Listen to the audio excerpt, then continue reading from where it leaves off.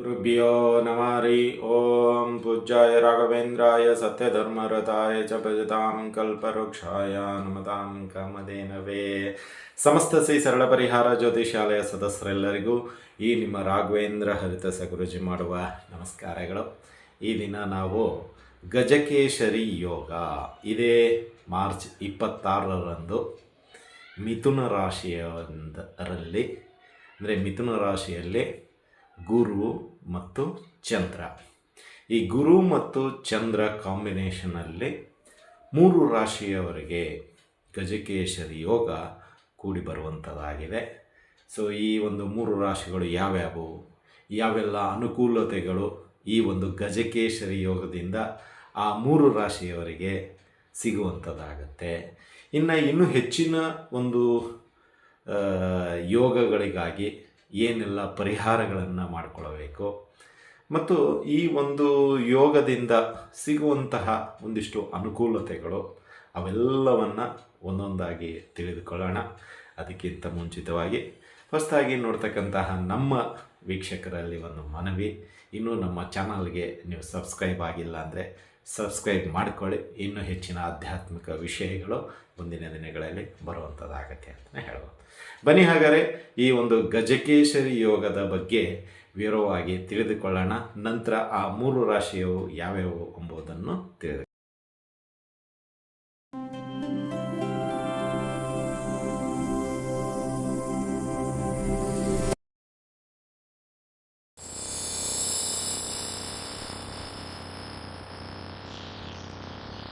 ಹಾಗಾಗಿ ಗಜಕೇಶರಿ ಯೋಗ ಕೂಡಲು ಮೂಲ ಕಾರಣ ಅಂತ ಹೇಳಿದರೆ ಚಂದ್ರ ಮತ್ತು ಗುರು, ಈ 2 ಗ್ರಹಗಳು ಒಟ್ಟಿಗೆ ರಾಶಿಯಲ್ಲಿದ್ದಾಗ ಸೊ ಅದು ನಿಮಗೆ ಗಜಕೇಶರಿ ಯೋಗ ಅಂತ ಕರೆಯಲಾಗುತ್ತೆ. ಅದರ ಕಾಂಬಿನೇಷನು 1, 4, 7, 10 ಈ ಒಂದು ಸ್ಥಾನಗಳಲ್ಲಿ ನಿಮಗೆ ಗಜಕೇಶರಿ ಯೋಗ ಕೂಡಿ ಬರುವಂಥದ್ದಾಗುತ್ತೆ. ಇನ್ನು ಅದೇ ರೀತಿಯಾಗಿ ಬೇರೆ ಬೇರೆ ಒಂದಿಷ್ಟು ರಾಜಯೋಗ ಇನ್ನಿತರ ಯೋಗಗಳಿದೆ, ಅದು ಜಾತಕ ರೀತ್ಯ ನೋಡಿದರೆ ಹೇಳಬಹುದು. ಬಟ್ ಪ್ರಸ್ತುತ 2026 ಮಾರ್ಚ್ 26ರಂದು ಚಂದ್ರ ಮಿಥುನ ರಾಶಿಗೆ ಬರುವಂಥವರಾಗಿದ್ದಾರೆ. ಸೊ ಅದೇ ರೀತಿ ಮಿಥುನ ರಾಶಿಯಲ್ಲೇ ಈಗ ಗುರು ಇರೋದರಿಂದ ಈ ಗಜಕೇಶರಿ ಯೋಗ ಕೂಡಿ ಬರ್ತಾ ಇದೆ. ಅದು ಶ್ರೀರಾಮನವಮಿ ದಿನ. ಆ್ಯಕ್ಚುಲಿ ಶ್ರೀರಾಮನವಮಿ ಇರೋದು 27ನೇ ತಾರೀಕು. ಇಲ್ಲಿ ನವಮಿ ತಿಥಿ ಪ್ರಾರಂಭವಾಗೋದು 26ನೇ ತಾರೀಕು 11:48 ಏಕೆಂದರೆ ನಾವು ನೋಡೋದು ಸೂರ್ಯೋದಯ ಸಮಯದಲ್ಲಿ ಯಾವ ಒಂದು ತಿಥಿ ಇರುತ್ತೋ ಆ ತಿಥಿಯನ್ನು ನಾವು ಫಾಲೋಅಪ್ ಮಾಡುವಂಥದ್ದಾಗುತ್ತೆ. ಸೊ ಹಾಗಾಗಿ 26ನೇ ತಾರೀಕು 11:48 ನವಮಿ ತಿಥಿ ಬರ್ತಾ ಇದೆ.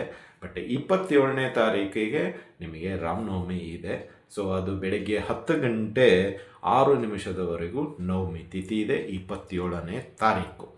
ಸೊ 11:48 ಪ್ರಾರಂಭವಾದಂತಹ ನವಮಿ ತಿಥಿ 27ನೇ ತಾರೀಕು ಬೆಳಗಿನ ಜಾವ 10:06 ಇರುತ್ತೆ. ಅಂದರೆ ನಾವು ಆಚರಣೆ ಮಾಡ್ತಕ್ಕಂತಹ ರಾಮನವಮಿಯ ದಿನ ಅಂತೇಳಿದರೆ 27. ಸೊ ಇದು ಒಂದು ಕ್ಲಾರಿಟಿ ಇರಲಿ. ಇನ್ನು ಗಜಕೇಶರಿ ಯೋಗದ ಬಗ್ಗೆ ಬರೋಣ. ಇಲ್ಲಿ ಗಜಕೇಶರಿ ಯೋಗ ಚಂದ್ರ ಮತ್ತು ಗುರು ಇವರಿಬ್ಬರು ಕಲಿತಾಗ ನಮಗೆ ಗಜಕೇಶರಿ ಯೋಗ ಅಂತ ಹೇಳಿ. ಇಲ್ಲಿ ಗಜ ಅಂತ ಹೇಳಿದರೆ ಆನೆ ಅಂದರೆ ತುಂಬ ಬಲವಾದ ಒಂದಿಷ್ಟು ಯೋಗಗಳು ಕೂಡಿ ಬರುವಂಥದ್ದು. ಇನ್ನು ಕೇಸರಿ ಅಂತ ಹೇಳಿದರೆ ಇಲ್ಲಿ ಸಿಂಹ ಅಂತ ಕರೆಯಲಾಗುತ್ತೆ. ಅಂದರೆ ಸಿಂಹ ಈ ತನ್ನ ಮುಖವಾಡ ನೋಡಬೇಕು, ಎಷ್ಟು ಒಂಥರ ಆರಾಮಲ್ಲಿ ಹಿಂಗೆ ಕೂತ್ಕೊಂಡಾಗ ಎಷ್ಟು ಸುಂದರವಾಗಿ ಕಾಣಿಸುತ್ತೆ. ಅಂದರೆ ಗಜ ಪ್ಲಸ್ ಕೇಸರಿ ಅಂದರೆ ಇಲ್ಲಿ ಆನೆ ಮತ್ತು ಸಿಂಹ ಈ ಒಂದು ಇದರಲ್ಲಿ, ಅಂದರೆ ಸಿಂಹ ಅಂದರೆ ಕ್ರೂರಿ ಅಂತಲ್ಲ, ಬಲಿಷ್ಠ, ಒಂದು ರೀತಿಯಲ್ಲಿ ತುಂಬ ಯೋಗ ಅಂತ ಕರಿಬಹುದು ಇದನ್ನು. ಇಲ್ಲಿ ಚಂದ್ರನೂ ಅಷ್ಟೇ, ಅಂದರೆ ಇಲ್ಲಿ ಗಜ ಆನೆ ಪ್ಲಸ್ ಕೇಸರಿ ಇವೆರಡನ್ನು ನಾವು ನೋಡಿದಾಗ ಗಜಕೇಸರಿ ಅಂತ ಕರೆಯಲಾಗುತ್ತೆ. ಅಂದರೆ ಅರ್ಥ ಇಷ್ಟೇ, ಯೋಗ ಅಂತ ಹೇಳಿದರೆ ಬಲವಾಗಿ ಬರುವಂಥದ್ದಿದೆ ಅಥವಾ ತುಂಬ ವೇಗವಾಗಿ ಸಿಗುವಂಥದ್ದಿದೆ ಅಥವಾ ನಿಮಗೆ ತುಂಬ ಬಲಿಷ್ಠರಾಗುವಂತಹ ರೀತಿಯಲ್ಲಿ ಯೋಗ ಕೂಡಿ ಬರುತ್ತೆ. ಕೆಲವು ರಾಶಿ ನಕ್ಷತ್ರಾನುಗುಣವಾಗಿ ಯೋಗ ಇದು ಜಾತಕದಲ್ಲೇ ಕೂಡಿ ಬಂದಿರುತ್ತೆ ಗಜಕೇಶರಿ ಯೋಗ.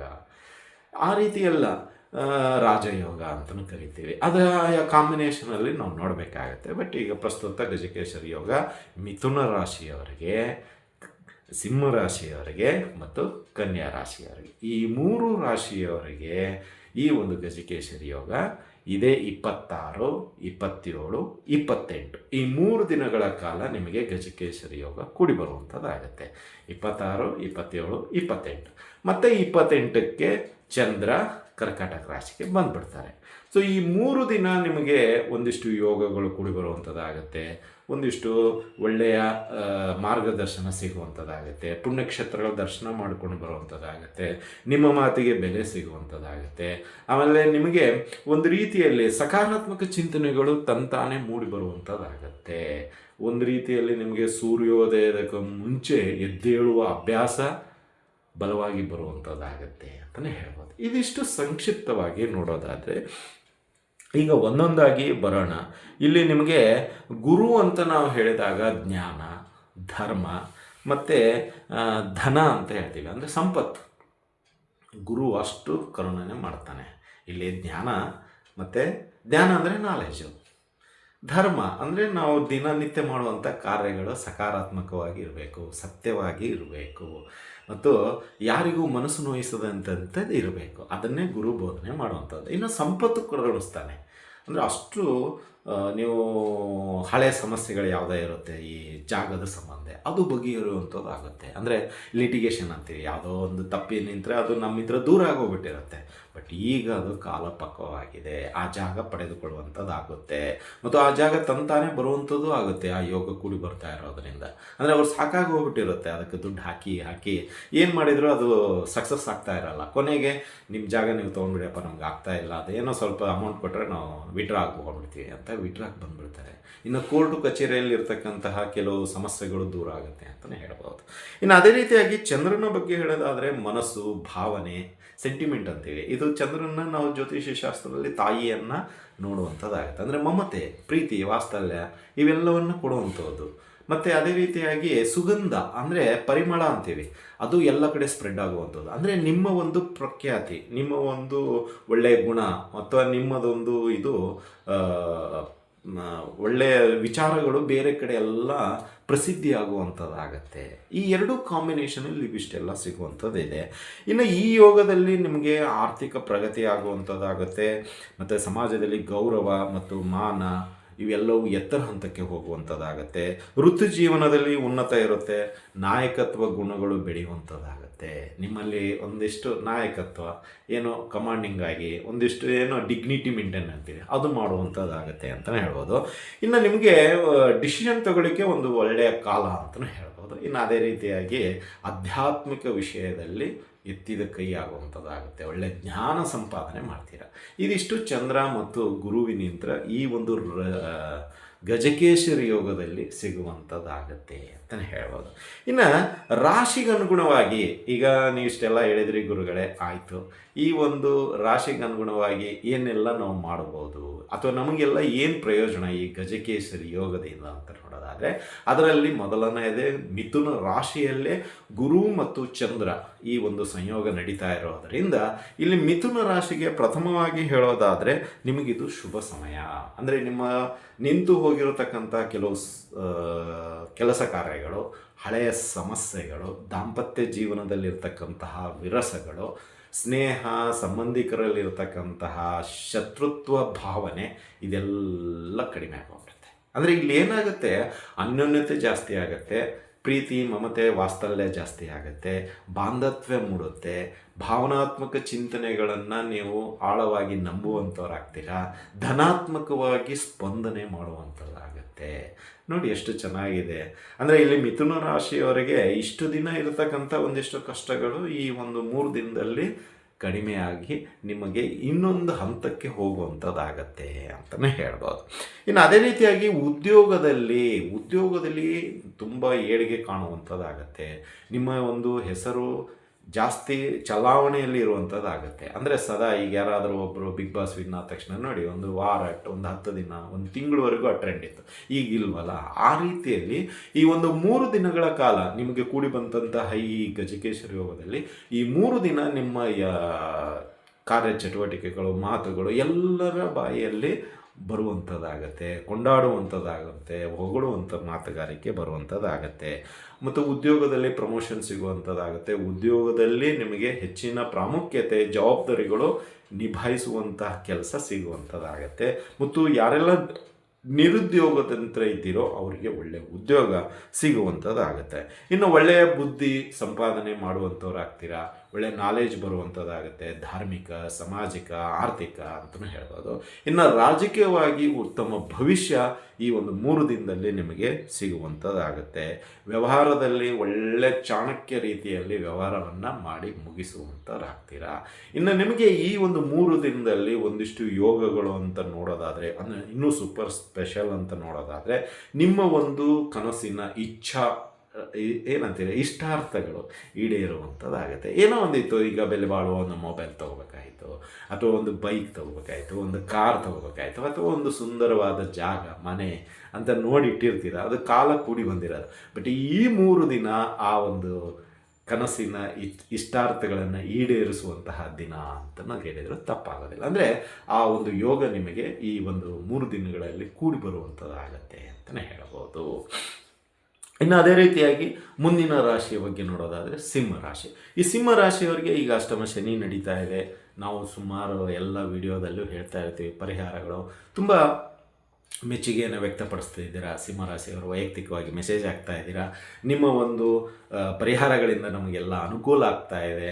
ಇದೇ ರೀತಿಯಾಗಿ ಪ್ರತಿ ತಿಂಗಳು ಅಥವಾ ಮಾಸಿಕ ಭವಿಷ್ಯ ಆಗಿರಲಿ, ಸಾಪ್ತಾಹಿಕ ಭವಿಷ್ಯದಲ್ಲಾಗಿರಲಿ, ಇನ್ನೂ ಬೇರೆ ಬೇರೆ ರೀತಿಯಲ್ಲಿ ಒಂದಿಷ್ಟು ಪರಿಹಾರಗಳನ್ನು ಅಂತ ಹೇಳಿದ್ದೀರಾ. ತುಂಬ ಸಂತೋಷ. ಅವರಿಗೆಲ್ಲರಿಗೂ ಈ ಒಂದು ಗಜಕೇಶ್ವರ ಯೋಗ ಇನ್ನೂ ಹೆಚ್ಚಿನ ಯೋಗ ಕೂಡಿ ಬರಲಿ ಅಂತ ಅಷ್ಟೇ ಪ್ರಾರ್ಥಿಸ್ತೇವೆ. ಬನ್ನಿ ಹಾಗಾದರೆ ಈ ಸಿಂಹರಾಶಿಯವರಿಗೆ ಈಗ ಸಿಗತಕ್ಕಂಥದ್ದು ಏನಂದರೆ, ಒಂದು ಆರ್ಥಿಕ ಬಲಿಷ್ಠರಾಗಿಬಿಡ್ತೀರಾ, ಸಮಾಧಾನ ಬರುತ್ತೆ, ನೆಮ್ಮದಿ, ಒಂಥರ ಈ ತಾಯಿ ಇದ್ದಂಗೆ ಏನು ಸಮಸ್ಯೆ ಬಂದರೂ ತೋರಿಸ್ಕೊಳ್ಳೋದಿಲ್ಲ. ಆ ರೀತಿಯಲ್ಲಿ ನಿಮಗಿಲ್ಲಿ ಏನಾಗುತ್ತೆ ಅಂದರೆ, ಎಂಥ ಸಮಸ್ಯೆ ಬಂದ್ರೂ ಅದು ನಿಮ್ಮ ಗಮನಕ್ಕೆ ಬರಲ್ಲ, ಅದಂತ ಎಕ್ಸಿಟ್ ಆಗಿಬಿಡುತ್ತೆ. ಎಷ್ಟೇ ಇನ್ನೂ ಫೋರ್ಸ್ ಇರುತ್ತೋ ಅಷ್ಟೇ ಎಕ್ಸಿಟು ಫೋರ್ಸ್ ಆಗಿರುತ್ತೆ. ಅಂದರೆ ಆ ಸಮಸ್ಯೆ ಹತ್ತಿರಕ್ಕೆ ಬಂದಂಗಾಗಿ ಇದಕ್ಕಿದಂಗೆ ಮಾಯ ಆಗೋಗ್ಬಿಡುತ್ತೆ. ಅಂದರೆ ಅಷ್ಟು ನಿಮಗೆ ಸಿಂಹರಾಶಿಯವರಿಗೆ ಈ ಒಂದು 3 ದಿನಗಳ ಕಾಲ ಸಮಸ್ಯೆ ಇರುವುದಿಲ್ಲ. ಯಾರೇ ಎಂಥ ಶತ್ರು ಇದ್ರೂ ಮಿತ್ರನಾಗಿಬಿಡ್ತಾನೆ, ಅದು ಒಂದು ಪ್ಲಸ್ ಪಾಯಿಂಟು. ಇನ್ನು ಎಲ್ಲರೂ ನಿಮ್ಮನ್ನು ಗೌರವಿಸ್ತಾರೆ. ಅಂದರೆ ಮಾತಿನಲ್ಲಾಗಿರ್ಬೋದು, ಕಾರ್ಯದಲ್ಲಾಗಿರ್ಬೋದು, ಅಥವಾ ನೀವು ಮಾಡುವಂಥ ಉದ್ಯೋಗದಲ್ಲಿ ಆಗಿರ್ಬೋದು, ವ್ಯವಹಾರದಲ್ಲಾಗಿರ್ಬೋದು, ನಿಮ್ಮ ನಂಬಿಕೆ ದುಪ್ಪಟ್ಟಾಗುವಂಥದ್ದಾಗತ್ತೆ ಅಂತಲೇ ಹೇಳ್ಬೋದು. ಇನ್ನು ನಿಮಗೆ ಸರ್ಕಾರಿ ಕೆಲಸಗಳಲ್ಲಿ ಯಾರಾದರೂ ಸಿಂಹರಾಶಿಯವರಿದ್ದರೆ ನಿಮಗೆ ಪ್ರಮೋಷನ್ ಸಿಗುವಂಥದ್ದಾಗತ್ತೆ, ಅಥವಾ ಟ್ರಾನ್ಸ್ಫರ್ ಆಗುವಂಥ ಅವಕಾಶಗಳು ನಿಚ್ಚಳವಾಗಿದೆ. ಅಂದರೆ ಇಲ್ಲೇನಾಗುತ್ತೆ, ನಿಮಗೆ ಏನಾದರೂ ಹುಟ್ಟೂರಿನಲ್ಲೋ ಅಥವಾ ನಿಮಗೆ ಇಷ್ಟವಾದಂಥ ಸ್ಥಳದಲ್ಲಿ ಟ್ರಾನ್ಸ್ಫರ್ ಬೇಕಾದರೆ ಈ 3 ದಿನದಲ್ಲಿ ನೀವು ಪ್ರಯತ್ನ ಪಟ್ಟಿದ್ದೇ ಆದಲ್ಲಿ ಮುಂದಿನ ದಿನಗಳಲ್ಲಿ ನೀವು ಅಲ್ಲಿ ಕಾರ್ಯಪ್ರವೃತ್ತರಾಗ್ಬೋದು ಅಂತಲೇ ಹೇಳ್ಬೋದು. ಇನ್ನು ಅದೇ ರೀತಿಯಾಗಿ ಈ ಒಂದು ಸಮಯದಲ್ಲಿ ನಿಮಗೆ ಆರ್ಥಿಕ ಸ್ಥಿತಿ ಏನಂತೀರ ಒಳ್ಳೆಯದಾಗುವಂಥದ್ದಾಗುತ್ತೆ, ಒಂದು ಮೂಲ ಚೆನ್ನಾಗಿ ಬರುವಂಥದ್ದಾಗುತ್ತೆ. ಅಂದರೆ ಹಣ ಸಂಪಾದನೆ ಚೆನ್ನಾಗಿರುವಂಥದ್ದಾಗುತ್ತೆ. ಸಣ್ಣ ಪುಟ್ಟ ಸಾಲಗಳಿಂದ ಮುಕ್ತಿ ಆಗ್ತೀರ. ಅಂದರೆ ಈ ಅಷ್ಟಮ ಶನಿಯಲ್ಲಿ ಸಾಲ ವಿಪರೀತ ಕಾಡ್ತಾ ಇರುತ್ತೆ. ಸೊ ಅದರಲ್ಲಿ ಸಣ್ಣ ಪುಟ್ಟ ಏನೋ ಒಂದಿಷ್ಟು ನೀವು ಮಾಡ್ಕೊಂಡಿರ್ತೀರ, ಆ ಕಡೆ ಈ ಕಡೆ ತಂದಿರ್ತೀರ, ಅದರಿಂದ ಮುಕ್ತಿಯನ್ನು ಹೊಂದುತ್ತೀರ. ಅಂದರೆ ಆ ದುಡ್ಡು ಬಂದಿರೋದು ಅವ್ರಿಗೆ ಕೊಟ್ಬಿಟ್ಟು ನಿರಾಳತೆಯನ್ನು ಹೊಂದುತ್ತೀರಾ ಅಂತಲೇ ಹೇಳೋದು. ಇದಿಷ್ಟು ಸಿಂಹರಾಶಿಯವರಿಗೆ ಸಿಗುವಂಥದ್ದು. ಇನ್ನು ಕನ್ಯಾ ರಾಶಿಯವರಿಗೆ ಮುಂದಿನ ರಾಶಿ ಅಂತ ನೋಡೋದಾದರೆ, ಕನ್ಯಾ ರಾಶಿಯವರಿಗೆ ಈ ಗಜಕೇಶ್ವರ ಯೋಗದಿಂದ ಸಿಗುವಂತಹ ಲಾಭಗಳು ಅಂತ ಹೇಳೋದಾದರೆ, ಒಂದು ವಿದ್ಯಾರ್ಥಿಗಳಲ್ಲಿ ಒಳ್ಳೆಯ ಎಜುಕೇಷನ್ ಸಿಗುವಂಥದ್ದಾಗುತ್ತೆ, ಅಥವಾ ಮಾರ್ಕ್ಸ್ ತೆಗೆಯುವಂಥದ್ದಾಗುತ್ತೆ, ಅಥವಾ ವಿದ್ಯೆಯಲ್ಲಿ ಪ್ರಗತಿ ಹೊಂದುವಂಥವ್ರು ಆಗ್ತೀರಾ. ಆಮೇಲೆ ಜ್ಞಾನ ಸಂಪಾದನೆ ದುಪ್ಪಟ್ಟಾಗುವಂಥದ್ದಾಗುತ್ತೆ ಅಂತಲೇ ಹೇಳ್ಬೋದು. ಇನ್ನು ವಿದೇಶದಿಂದ ಶುಭವಾರ್ತೆ ಸಿಗುವಂಥದ್ದಾಗುತ್ತೆ ಕನ್ಯಾ ರಾಶಿಯವರಿಗೆ. ಅಂದರೆ ನಿಮಗೆ ವಿದೇಶದಲ್ಲಿ ಏನಾದರೂ ನೀವು ಕೆಲಸಕ್ಕಾಗಿ ಅಪ್ಲಿಕೇಶನ್ ಹಾಕಿರೋದಾಗಿರ್ಬೋದು, ಅಥವಾ ಹೆಚ್ಚಿನ ವಿದ್ಯಾಭ್ಯಾಸಕ್ಕಾಗಿ ಏನಾದರೂ ಅಪ್ಲಿಕೇಶನ್ ಹಾಕಿದ್ದೆ ಆದಲ್ಲಿ ಅದಕ್ಕೆ ಸಂಬಂಧಪಟ್ಟಂತೆ ಸಕಾರಾತ್ಮಕ ಅಂದರೆ ರಿಸಲ್ಟ್ ನಿಮ್ಮ ಪರವಾಗಿ ನೋಡಿಕೊಂಡು ಹೋಗುವಂಥದ್ದಾಗತ್ತೆ ಅಂತಲೇ ಹೇಳ್ಬೋದು. ಇನ್ನು ಹೊಸ ಹೊಸ ಉದ್ಯೋಗ ಅವಕಾಶಗಳು ತುಂಬ ನಿಚ್ಚಳವಾಗಿ ನಿಮ್ಮ ಪರವಾಗಿ ಬರುವಂಥದ್ದಾಗುತ್ತೆ. ಅಥವಾ ನೀವು ಏನು ಅಪೇಕ್ಷೆ ಪಟ್ಟಿದ್ದೀರೋ ಆ ಕಂಪ್ನಿಯಲ್ಲಿ ನಾನು ಜಾಯಿನ್ ಆಗಬೇಕು ಅಂತ ಆ ಕನಸು ಈಡೇರುವಂಥದ್ದಾಗುತ್ತೆ ಕನ್ಯಾ ರಾಶಿಯವ್ರದ್ದು ಅಂತಲೇ ಹೇಳ್ಬೋದು. ಇನ್ನು ಸ್ವಭಾವದ ರೀತಿಯ ಹೇಳೋದಾದರೆ ನಿಮಗೆ ಒಂದಿಷ್ಟು ಅಳುಕು ಇತ್ತು, ಹೇಗಪ್ಪ ಮುಂದೆ ಹೋಗೋದು, ಭಯ ಇತ್ತು, ಏನಾದರೂ ಎಡವಟ್ಟಾದರೆ ಎಲ್ಲರೂ ನನ್ನನ್ನು ನಿಂದನೆ ಮಾಡಬಹುದು ಅಂತೇಳಿ, ಅದೆಲ್ಲ ಒಂದು ಭಯ, ಅಡ್ಡಿ, ಆತಂಕ ದೂರ ಆಗುವಂಥದ್ದಾಗತ್ತೆ. ಇನ್ನು ಸಹೋದರತ್ವ ಅಥವಾ ಮಾತು ಏನಂತೀರ, ತಾಯಿಯ ಮಮತೆ ಹೇಗಿರುತ್ತೋ ಆ ರೀತಿಯ ಸ್ವಭಾವಗಳು ನಿಮ್ಮಲ್ಲಿ ಬರುವಂಥದ್ದಾಗತ್ತೆ ಅಂತಲೇ ಹೇಳ್ಬೋದು. ಈ ಒಂದು ಕನ್ಯಾ ರಾಶಿಯವರಿಗೆ ಈ 26, 27, 28 ಈ 3 ದಿನಗಳ ಕಾಲ ಒಳ್ಳೆಯ ಊಟ, ಒಳ್ಳೆಯ ಮರ್ಯಾದೆ, ಒಳ್ಳೆಯ ಡ್ರೆಸ್ಗಳು, ಒಳ್ಳೆಯ ಮಾತುಗಾರಿಕೆ, ಒಳ್ಳೆಯ ತಂತ್ರಗಾರಿಕೆ ಮತ್ತು ನಿಮಗೆ ಕೆಲವು ಗಣ್ಯ ವ್ಯಕ್ತಿಗಳ ಪರಿಚಯವಾಗುತ್ತೆ, ದರ್ಶನವಾಗುತ್ತೆ, ಅವರ ಮಾರ್ಗದರ್ಶನ ಸಿಗುತ್ತೆ ಮತ್ತು ಪ್ರಸಾದ ರೂಪದಲ್ಲಿ ದೈವಿಕ ಶಕ್ತಿಯನ್ನು ಪಡೆದುಕೊಂಡು ಹೋಗ್ತೀರಾ. ಅಂದರೆ ಏನೋ ಈ 3 ದಿನದಲ್ಲಿ ಇದಕ್ಕಿದ್ದಂಗೆ ಎಲ್ಲೋ ನಿಂತ್ಕೊಂಡಿರ್ತೀರ, ಯಾರೋ ತಿರುಪತಿ ಹತ್ರ ಪ್ರಸಾದ ತಂದುಕೊಡ್ತಾರೆ, ಯಾರೋ ಮಂಜುನಾಥ ಸ್ವಾಮಿಯ ಪ್ರಸಾದ ತಂದುಕೊಡ್ತಾರೆ, ಅಥವಾ ಆಫೀಸ್ನಲ್ಲೂ ನೀವು ಇದಕ್ಕಿದ್ದಂಗೆ ಏನೋ ಕೆಲಸ ಮಾಡ್ತಿರ್ತೀರ, ಆ ಕೆಲಸ ಎಷ್ಟು ಎಡವಟ್ಟ ಅಂತ ಅಂದ್ಕೊಂಡಿರ್ತೀರ ಅಥವಾ ಎಷ್ಟು ನಮಗೆ ಕಾಡ್ತಾ ಇದೆ ಅಂದ್ಕೊಂಡು ಅಷ್ಟಂತೆ ಯಾವುದೋ ಒಂದು ಮಂತ್ರಾಲಯದ ಪ್ರಸಾದ ಬಂದುಬಿಡುತ್ತೆ. ಆ ಪ್ರಸಾದ ತಿಂದ ತಕ್ಷಣ ಆ ಸಮಸ್ಯೆನೇ ಗಯಾಬು, ಅಂದರೆ ಅದಕ್ಕೆ ಒಂದು ಅಕ್ಯುರೇಟ್ ಆಗಿ ಒಂದು ಸೊಲ್ಯೂಷನ್ ಸಿಕ್ಬಿಡುತ್ತೆ. ಅಷ್ಟು ತಲೆ ಕೆಡಿಸ್ಕೊಂಡವರು ಕ್ಷಣಾರ್ಧದಲ್ಲೇ ಅದರಿಂದ ಮುಕ್ತಿಯನ್ನು ಹೊಂದುತ್ತೀರ. ಅಂದರೆ ಈ ರೀತಿ ಎಲ್ಲ ನಿಮಗೆ ಯೋಗಗಳು ಕನ್ಯಾ ರಾಶಿಯವರಿಗೆ ಸಿಗುತ್ತೆ. ಇನ್ನು ಕೆಲವೊಂದಿಷ್ಟು ಪ್ರಯಾಣಗಳು ಕನ್ಯಾ ರಾಶಿಯವರಿಗೆ ಆಗುವುದುಂಟು. ದೂರದ ಪ್ರಯಾಣ, ಈ ದೂರದ ಪ್ರಯಾಣ ಧಾರ್ಮಿಕವಾಗಿ, ರಾಜಕೀಯವಾಗಿ, ಸಾಮಾಜಿಕವಾಗಿ ಮತ್ತು ನಿಮ್ಮ ವೈಯಕ್ತಿಕವಾಗಿ ಇದು ಲಾಭವನ್ನು ತಂದುಕೊಡುವಂಥದ್ದಾಗಿರುತ್ತೆ. ರಾಜಕೀಯವಾಗಿ ಎತ್ತರ ಹಂತಕ್ಕೆ ಹೋಗುವಂಥವ್ರು ಆಗ್ತೀರಾ ಕನ್ಯಾ ರಾಶಿಯವರು. ಒಳ್ಳೆಯ ಸ್ಥಾನಮಾನ ರಾಜಕೀಯದಲ್ಲಿ ಸಿಗುವಂಥದ್ದಾಗುತ್ತೆ ಕನ್ಯಾ ರಾಶಿಯವರಿಗೆ. ಇದಿಷ್ಟು ಮಿಥುನ ರಾಶಿ, ಸಿಂಹ ರಾಶಿ, ಕನ್ಯಾ ರಾಶಿ ಈ 3 ರಾಶಿಯವರಿಗೆ ಈ 26, 27, 28 ರಂದು ಸಿಗುವಂಥ ರಾಜಯೋಗ ಅಥವಾ ಏನಂತೀರ ಗಜಕೇಶರಿ ಯೋಗ. ರಾಜ ಗಜಕೇಶರಿ ಯೋಗ ಒಂದೇ ಅನ್ನೋ ರೀತಿಯಲ್ಲಿ ಇರುತ್ತೆ. ರಾಜ ಅಂದರೆ ಕೂತಲ್ಲೇ ಎಲ್ಲವನ್ನು ಪಡೆಯುವಂಥದ್ದು, ಗಜ ಅಂತ ಹೇಳಿದ್ರೆ ನಾವಾಗಿ ನಮ್ಮ ಒಂದಿಷ್ಟು ಯೋಗಗಳನ್ನು ಜಾತಕ ರೀತ್ಯ ಪಡೆದುಕೊಳ್ಳುವಂಥದ್ದಾಗಿರುತ್ತೆ.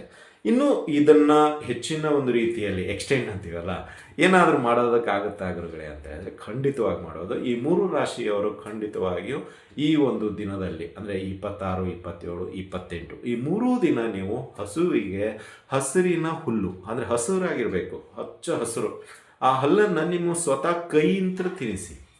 ಕೈಯಲ್ಲಿ ಏನಾಗುತ್ತಂದರೆ ಹಸು ತನ್ನ ಬಾಯಿಯನ್ನು ನಿಮ್ಮ ಕೈಯಲ್ಲಿ ಬಲಗೈಯನ್ನು ಸ್ಪರ್ಶನೆ ಮಾಡಿದ್ದೇ ಆದಲ್ಲಿ ಈ ಕೈಯಲ್ಲಿ ಇರ್ತಕ್ಕಂಥ ನಕಾರಾತ್ಮಕ ಈ ರೇಖೆಗಳು ಅಂತೀವಿ, ಕೆಲವೊಂದು ಏನೋ ದುರಾದೃಷ್ಟ ಅಂಟ್ಕೊಂಡು ಬಿಟ್ಟಿರ್ತವೆ, ಈ ಕೊಟ್ಟಿರೋ ದುಡ್ಡು ಬರೋದಿಲ್ಲ ಅಥವಾ ತೊಗೊಂಡಿರೋ ದುಡ್ಡು ಅವ್ರಿಗೆ ಕೊಡಲಿಕ್ಕಾಗೋದಿಲ್ಲ, ಏನೋ ಒಂದಿಷ್ಟು ಈ ಕೈಯಲ್ಲೇ ದೋಷ ಇರುತ್ತೆ.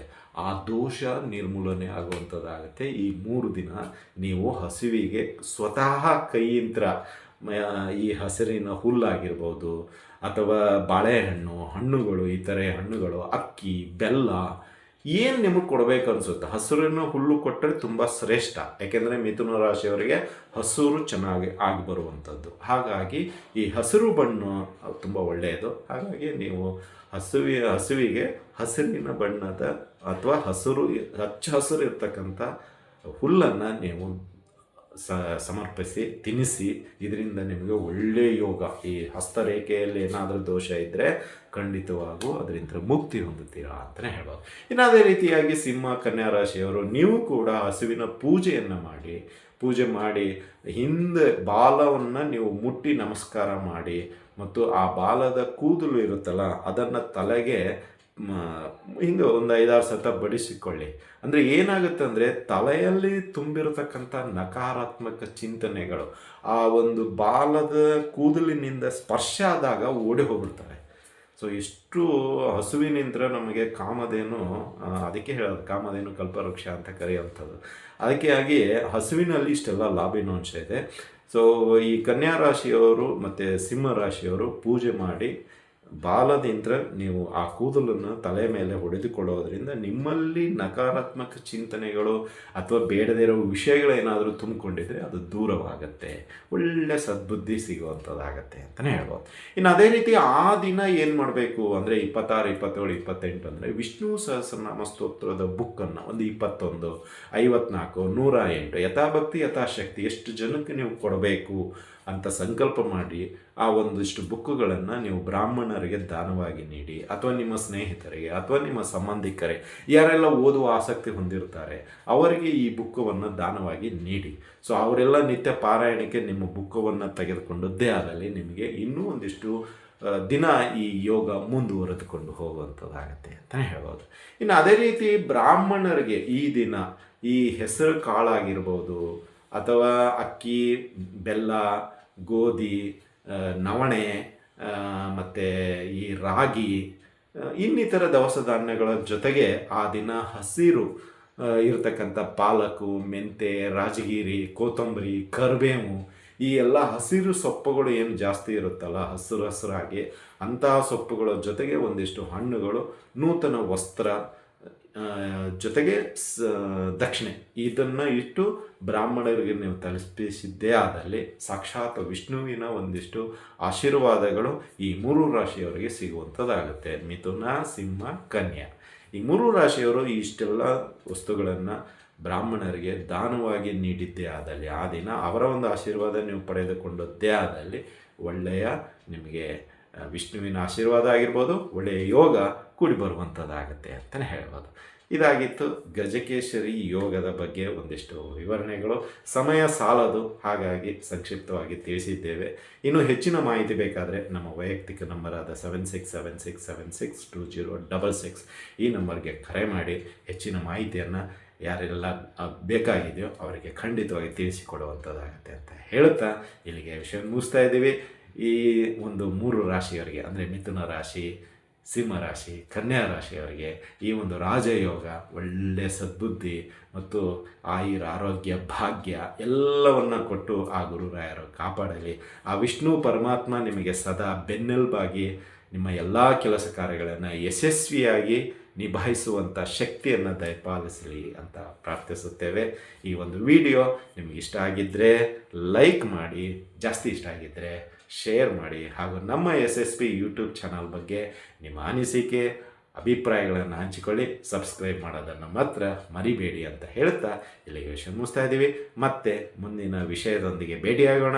ಅಲ್ಲಿವರೆಗೂ ಶುಭಮಸ್ತು, ಶುಭಂ ಭೂಯಾತ್, ಸರ್ವೇ ಜನ ಸುಖಿನೋ ಭವಂತು.